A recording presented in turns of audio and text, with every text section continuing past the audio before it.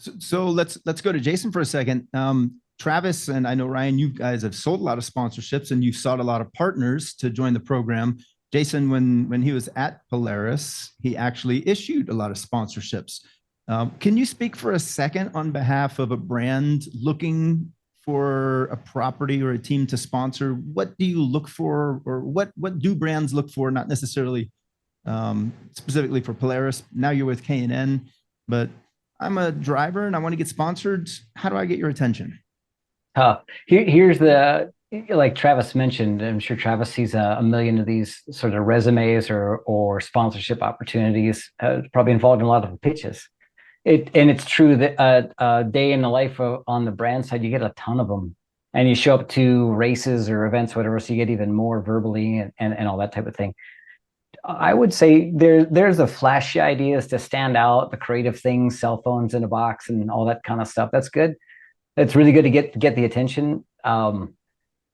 Here's what I would tell you is just be, it's going to sound stupid, but just be yourself. Be yourself. You know, we're throwing a lot of things out here for folks that are in business for themselves and have a full race program to figure out everything else. And trust me when I say you got to respect for everything that you're trying to do.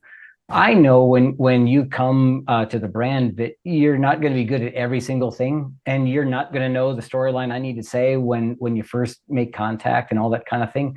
I'd say just give yourself the grace and not have to worry about all, reading my mind before you get into that first conversation.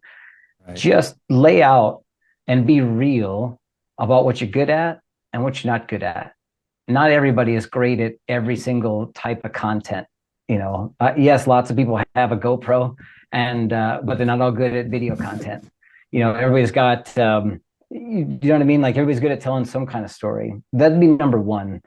The other thing that I would say to you is, in just terms of being real and being yourselves, is think about not just where you're good at from a racing program perspective, the classes you're racing, the equipment you're running, all that kind of stuff, but then off the track or outside of the racing, the lifestyle that you're in, where you want to be in.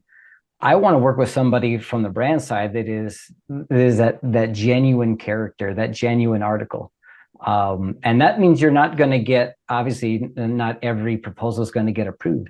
But that means that when you do get into that story, or you get into that meeting and you start to work with a brand, it's going to be far better, far more genuine work, more sincere. And that's the relationship from a brand standpoint. That's the relationship I'm looking to carry on over and over and over again. And the other thing that I would just tell you is understand that the bigger brands, the Polarises and those types of things, they have lots of levels of athlete sponsorships. And so if you come in and you make it easy for a brand to work with you, and you commit and then over deliver, you're going to climb that ladder in terms of the level of sponsorship. You're going to climb that ladder pretty quick.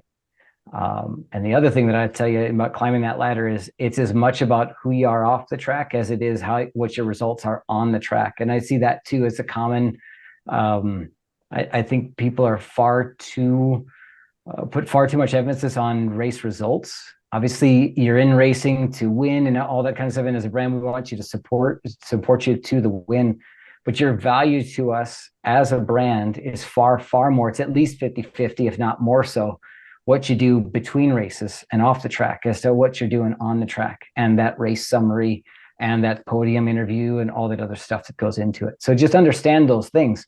Be genuine, be real about be open and honest about what you're good at. That's okay.